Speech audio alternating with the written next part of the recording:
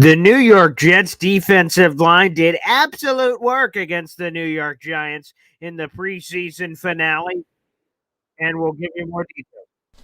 I'm going to lose my gosh darn bananas. Boy Green Daily starts now. Zoinks!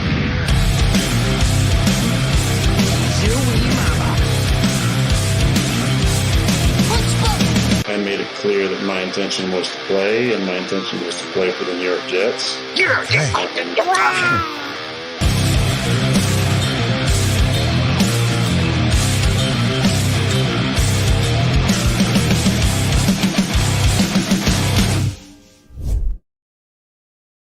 Woo, baby. My name is Paul Weston Jr., a.k.a. Boy Green. I'm the New York Jets digital reporter for Heavy.com. Welcome to Boy Green Daily, a daily New York Jets video show, also available wherever you get your friggin' podcast, baby. And the New York Jets ended the preseason with a 3-0 record. Which, what does that mean? Probably absolutely nothing. But you know what? It is spectacular, because how I kind of look at the preseason is, if they win, it's the greatest thing of all time. If they lose, hey, it's just a preseason. So I've been able to say more good things than bad things, baby, as far as that's concerned. And I always like beating the New York Giants. It just has a little bit of sweet side to it, which we appreciate. Thanks for joining us here after midnight, technically on August 25th. We'll actually be live in about 6-7 hours from now for Boy Green Daily, where my father will join us as we'll share even more takeaways from this Jets-Giants preseason finale. Look ahead to cut day, which is coming up on Tuesday, August 27th. All the cuts must be made by 4 o'clock. We'll have a Boy Green Meets Woody, that cut day, at around the 3-4 o'clock mark. So, guys, keep an eye out for that one coming out on Tuesday. That should be a doozy as well. And we're getting down to it, baby. This game, now officially in the books, the next game for the New York Jets is, of course, the Week 1 season opener against the San Francisco 49ers on Monday Night Football. So without further ado, let's actually roll. Dave Brigas says, Paul, it's actually morning. Yeah. I'm normally used to doing Boy Green Daily in the morning. Not quite this early in the morning, or late, I suppose, depending on your perspective. But either way, we're here, baby. And like I said, we will be back on live in a couple of hours for Boy Green Daily. Let's get a couple of things out there. We got good news. You got bad news. You got a lot of things in between. Greg Zuerlein, what the hell? Shanking, an easy peasy. And then also just shanking one he automatically makes. So hopefully Greg the Legatron is just getting it out of his system. Although I think we all know kickers can be an incredibly volatile position. Everyone's pretty talented, but it's a mental thing. So hopefully these are just nonsense, as Dakota brings up. Yeah, Legatron missing 2 field goals. Bizarre. Absolutely strange. So hopefully that's nothing, much ado about nothing there. So just had to mention it because it was quite strange. What about the Jets defensive line, baby? Getting 8 sacks in totality in this contest. We do have a full article on this game that you guys can read in the YouTube description down below. Whether you're watching live or after the fact, either way, that is all available to you. And shout out to Randy Lange, who is the Jets senior reporter for their website and team. How about this? This is the first time that the New York Jets have had this amount of sacks in a singular game since 1983, when the then Los Angeles Raiders were playing the New York Jets. The Jets won 20-17 over the LA Raiders, and Jim Plunkett, back in 83, the Jets in that game had 9 sacks. This game tonight, they had 8, and boy, everyone stood out. Takk McKinley, we'll get more into him on the show tomorrow morning / later this morning.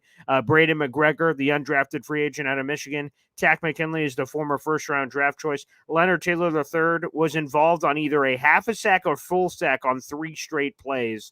I mean, it was terrific, and it just goes to flex the Jets' defensive line, which is friggin' loaded, which is friggin' stacked. And it makes you feel a little bit better, just a little, about the Haason Reddick situation. Now, the Giants weren't playing a lot of their starters. It's the preseason. But it's good to know that the Jets have depth on the defensive line, both at defensive end and defensive tackle, for that matter. Spectacular. The Jets have defense for days, so shout out to those. Izzy to the hizzy, baby. I mean, what a spectacular highlight it was for Israel Abanikanda. A 45-yarder to the house, breaking tackles, 9 carries, 83 yards, 9.2 per clip. He was spectacular and looked terrific. The QB3 battle, Andrew Peasley, I'm going to be honest, he just didn't look all there the entire time. Finished 5 of 11, 75 yards, 6.8 per clip, but he just looked off the entire time throwing the football. It looked like other things were on his mind. I have no idea what was going on there. Martinez, far more impressive, both with his legs, which again continue to impress. He had 3 carries for 23 yards, one of those being a 20-yarder where he's crisscrossing all over the field like Michael Vick.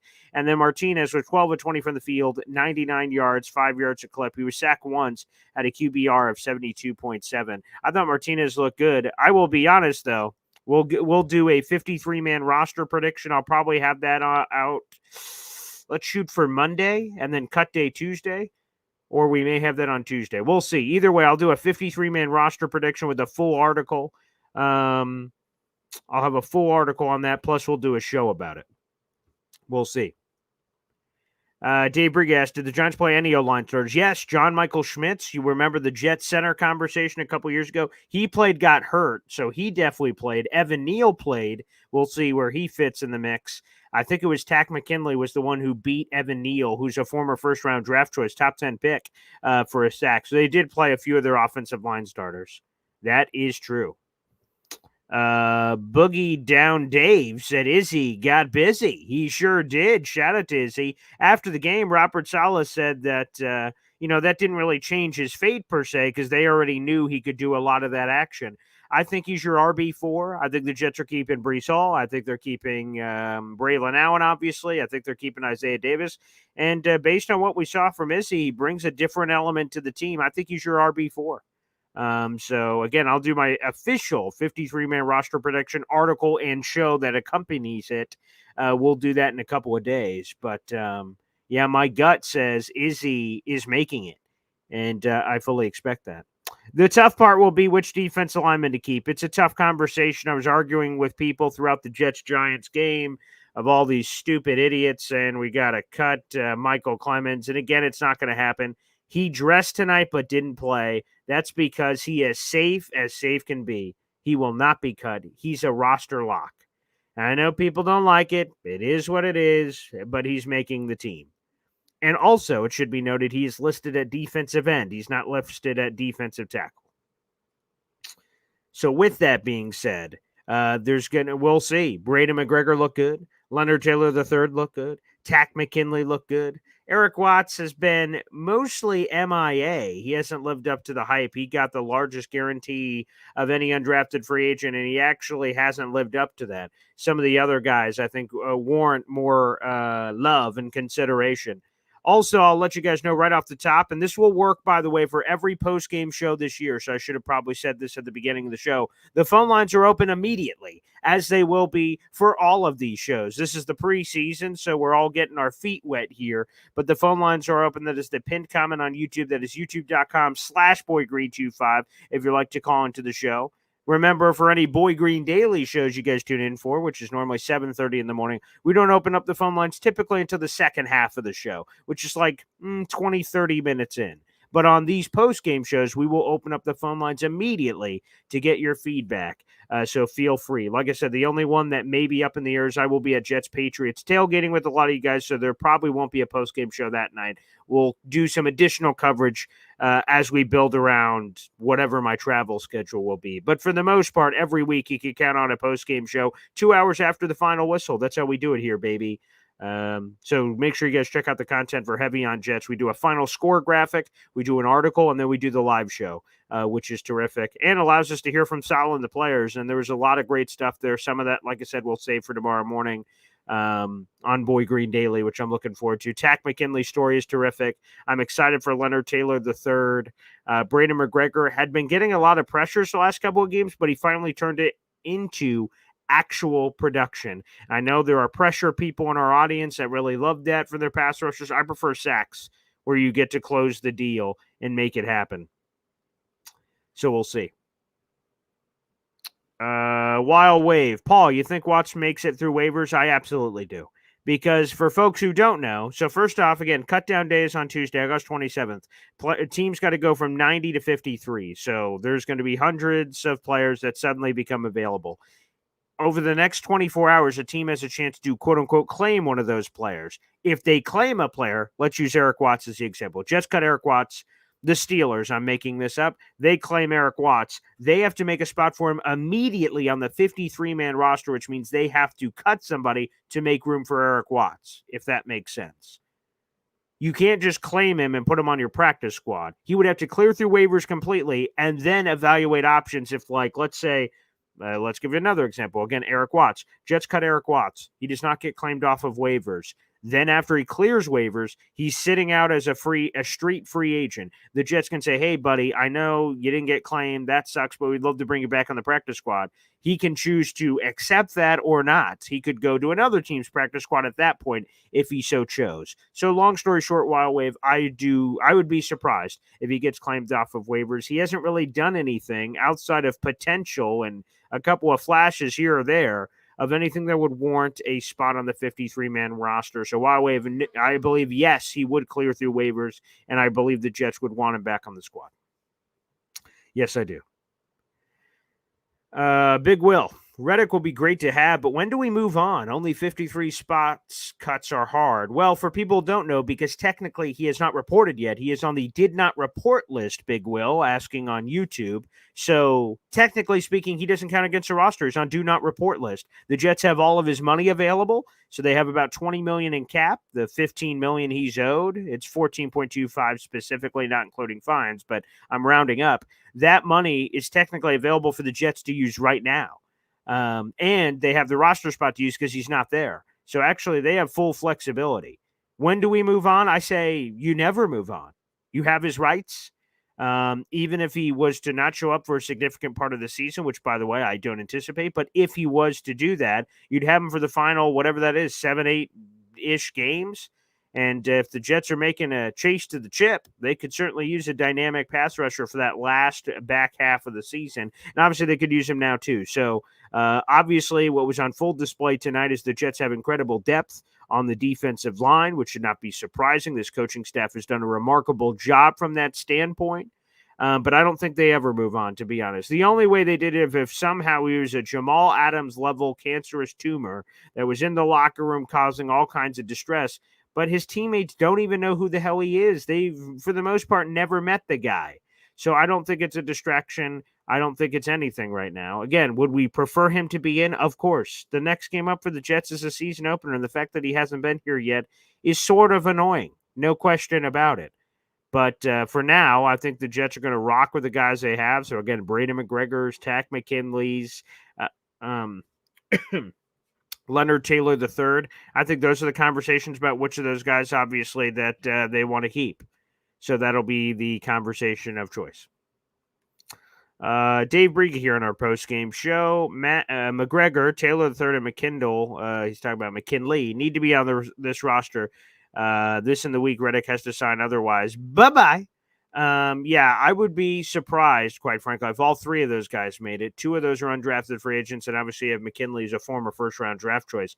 Maybe they find a way, but I think they keep 10. And there was already a lot of locks before we even talked about these extra guys. So we'll see. Back to Dave here. Problem with Reddick is he and his agent are unreasonable wanting a long-term contract. I agree. Maybe there is a compromise to be had in the middle, and some people would say that, well, if the compromise was presented, it would have already been done by now. But, pressure makes diamonds, and when you have deadlines and urgency and things of that nature, as they do with the contract or the season approaching and game checks getting involved and Reddick getting unbelievable amount of fines, perhaps that will change his tune. Perhaps. Wild Wave says, say it with me, Paul. In JD we trust. I agree. And that's why I think for the people that are bashing Clemens on social media tonight, if you trusted the defensive coaching staff, we're finding Quincy Williams off waivers, John Franklin Myers off waivers, finding Bryce Huff as an undrafted free agent, finding Tony Adams as an undrafted free agent. Like, you go through the list. I mean, DJ Reed is a free agent, pro personnel department. Shout out to them. Michael Carter II, scouting staff and development. Like, come on, man. With all of that success, you don't think that the Jets deserve the benefit of the doubt on a guy like Michael Clemens? If they like him, don't you think there's a reason, people? I mean, honestly, do you think the Jets are just trying to piss you off at some big conspiracy theory? No, of course not.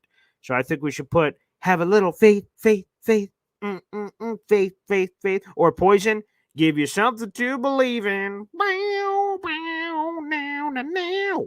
Something to believe in. How about the Jets' gosh darn coaching staff is someone to believe in, for Pete's sake? So what are we doing here? What are we doing here? We'll see. Again, the roster spots will be tough because there wasn't a lot up for grabs, if we're being honest. This Jets roster's friggin' loaded.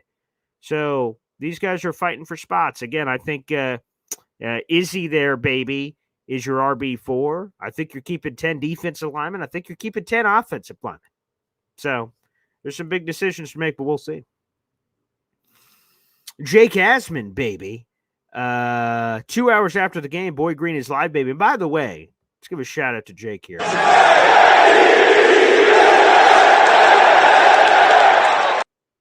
So before I came on, I'm on YouTube because I have to set stuff up with the YouTube tab and streamer and all this other BS you guys don't care about. But anyway, I was setting up. I said, oh, Jake's still on. And I sometimes float my mouse over Jake's video because at first it's just a thumbnail. It's like Salah and whoever else he had on the thumbnail, Jets, Giants. And I like scroll my little mouse over the video. I'm like, who's on the, and it'll show like what's happening right now. Like, who's Jake talking to? What's going on?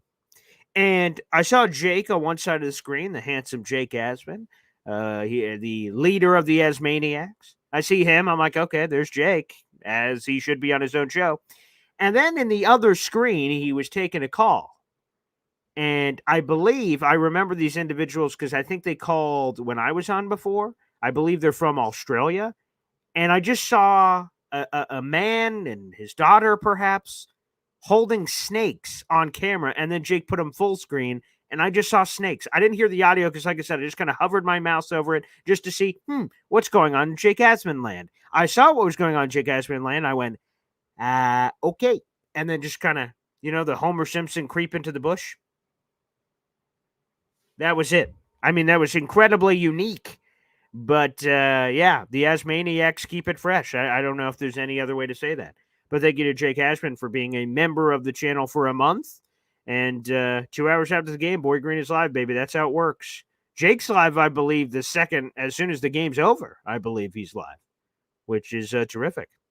Oh, there it is. So here's the update here. It is Craig in Australia and his pet snake, Jake the Snake. Amazing. Yeah, I'm a big wrestling guy. We saw wrestling tonight. Tack McKinley. He has his dreads, and for his grandmother, if you remember when he was drafted, he carried a picture of his grandmother who had since passed away so she could be with him on draft night. And so I remember that draft story initially. I remember that very unique story.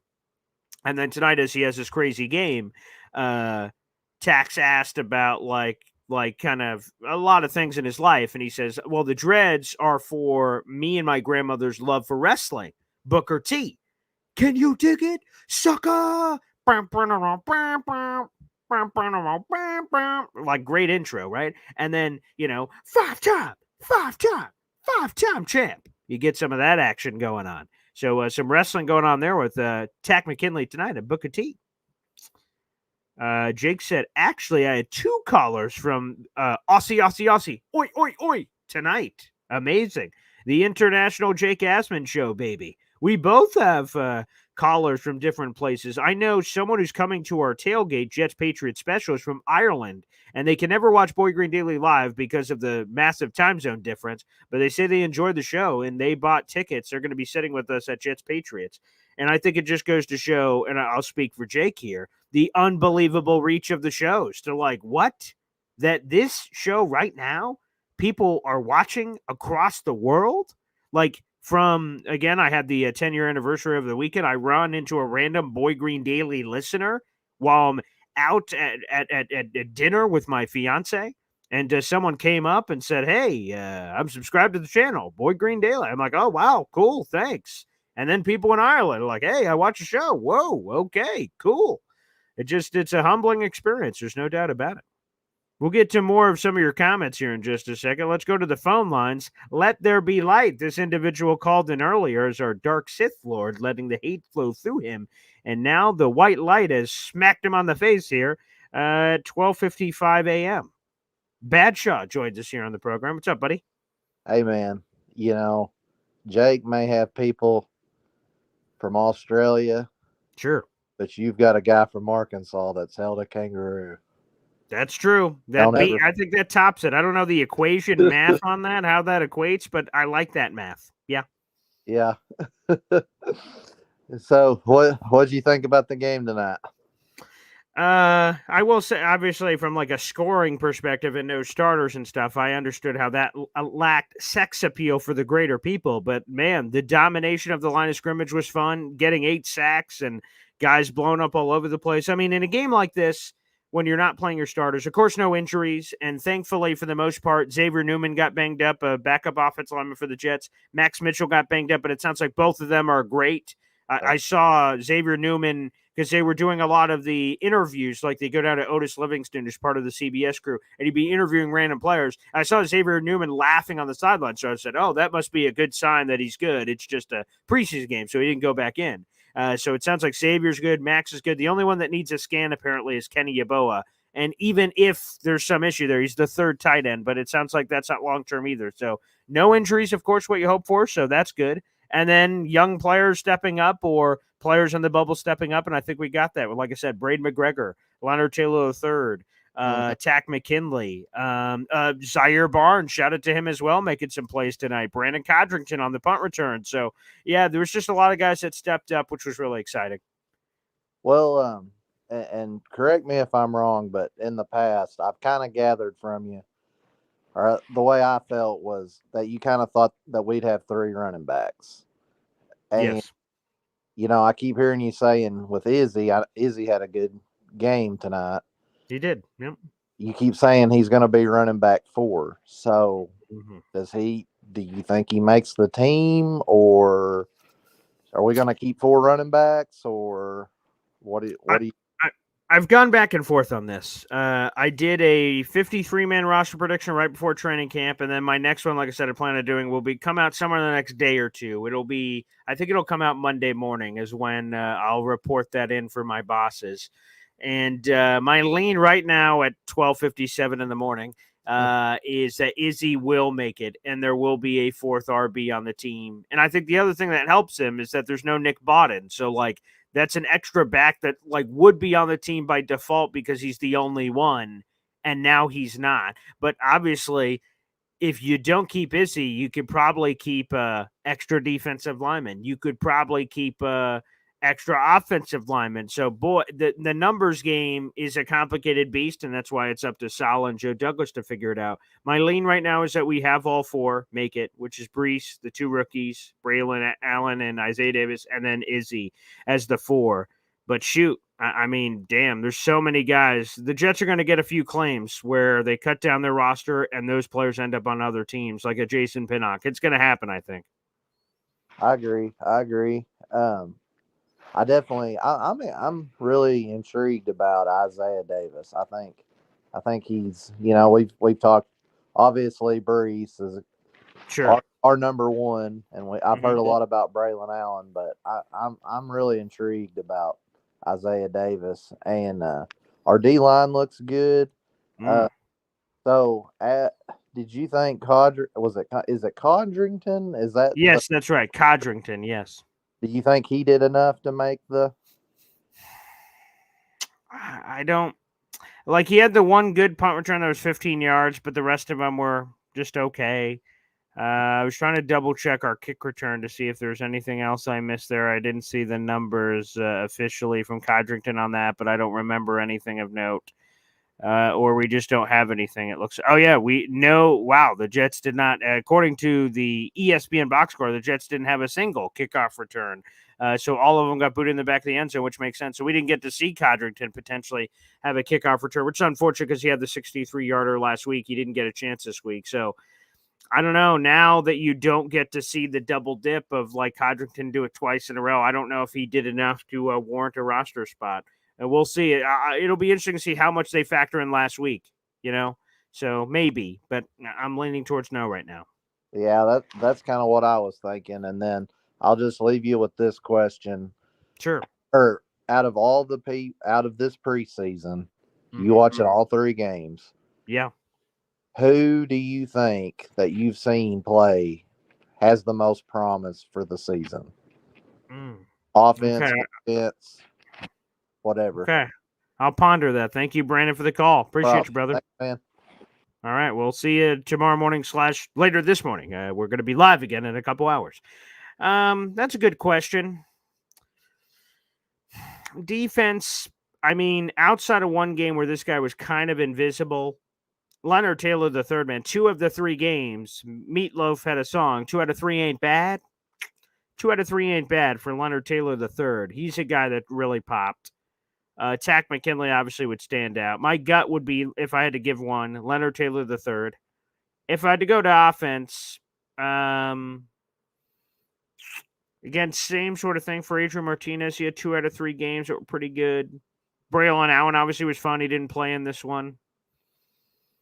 I'm trying to think of it. If there was a consistent guy for all 3. No, because Brownlee had the god-awful game last week, so he wouldn't make the cut. Zach Kuntz, oh my God, he dropped a perfect crisp pass from Adrian Martinez. That dude is so cut. That dude is so dumped off the team. And it's too bad because he has all this potential. He has all this potential too. Yeah, I guess Braylon Allen, even though, like I said, he didn't play in this one, that would be a fun one to certainly put in. And Brownlee had some moments tonight, but again, is that enough to secure a spot?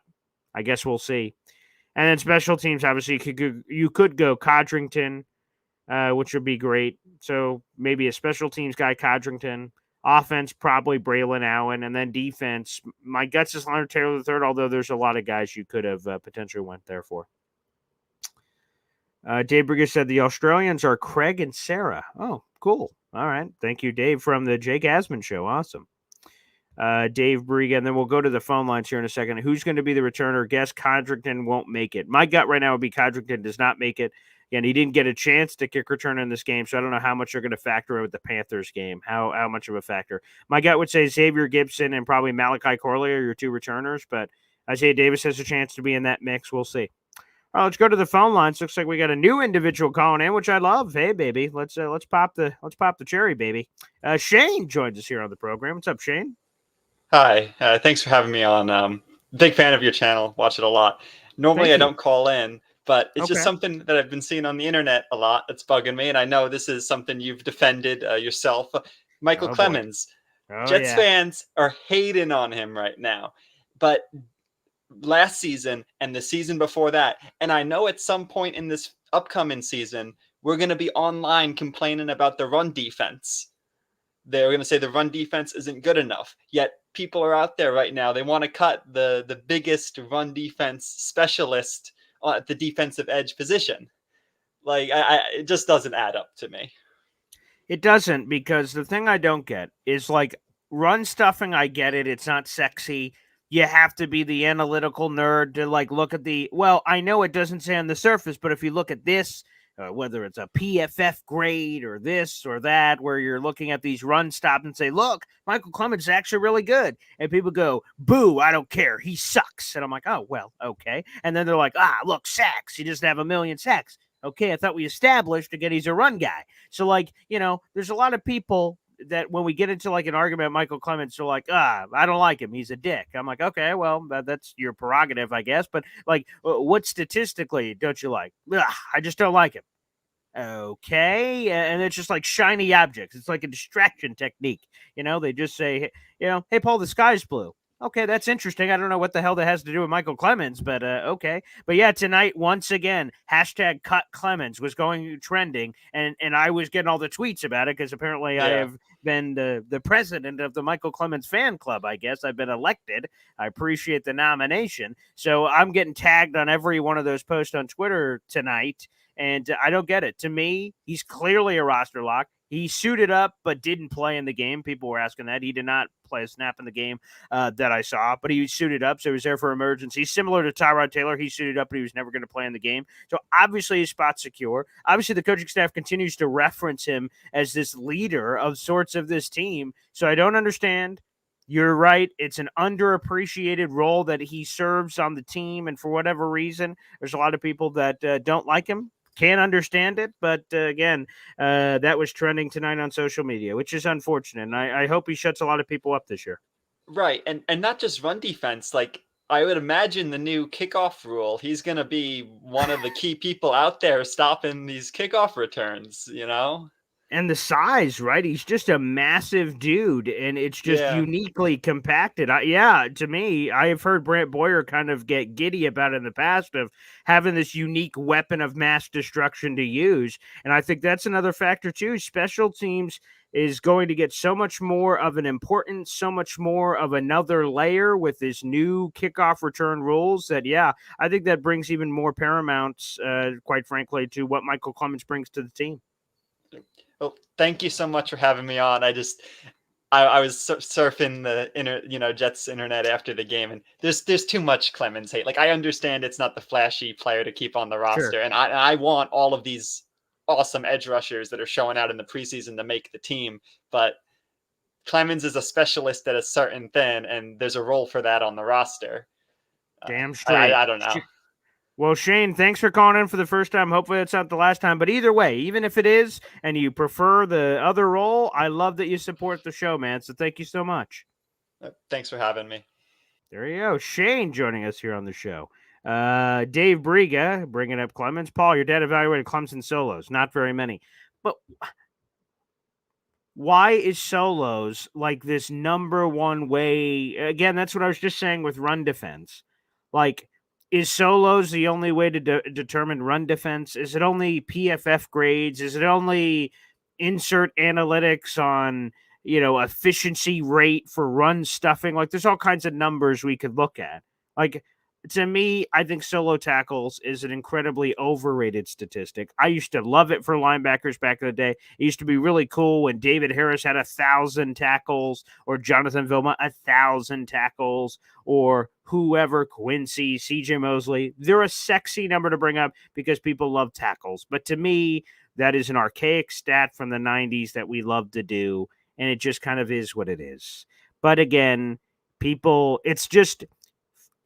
it's easier to push the edge players because they're sexy things. They sack the quarterback. Ooh, look, Paul, Brady McGregor had 2 sacks tonight. Which, again, I don't want to turn this into a bash sesh of any of those guys. I'm excited for Brady McGregor having 2 sacks. I'm excited for Takk McKinley having 2.5 sacks. Leonard Taylor III, a sack and a half, and he was involved in 3 straight plays that resulted in a sack, either a sack or a half a sack. Those are cool. But those are easier, sexy numbers and things to point to because sacking the quarterback is sexy. And I'd love for Clemens to do that. And by the way, the Jets coaching staff believes Clemens is going to take a jump in the pass rush department. Proof will be in the pudding, of course, this season. We'll see if that's true. To me, I don't think solo tackles is a viable way to properly evaluate a player. But different strokes, different folks. Oscar the Grouch says, Paul, we own the Giants. They're the little sisters to us now. Well, either way, I just love beating the Giants. They haven't beaten us in the regular season since the year 2011. It's terrific. I hope we smack around the Giants every year, preseason, this season, any season.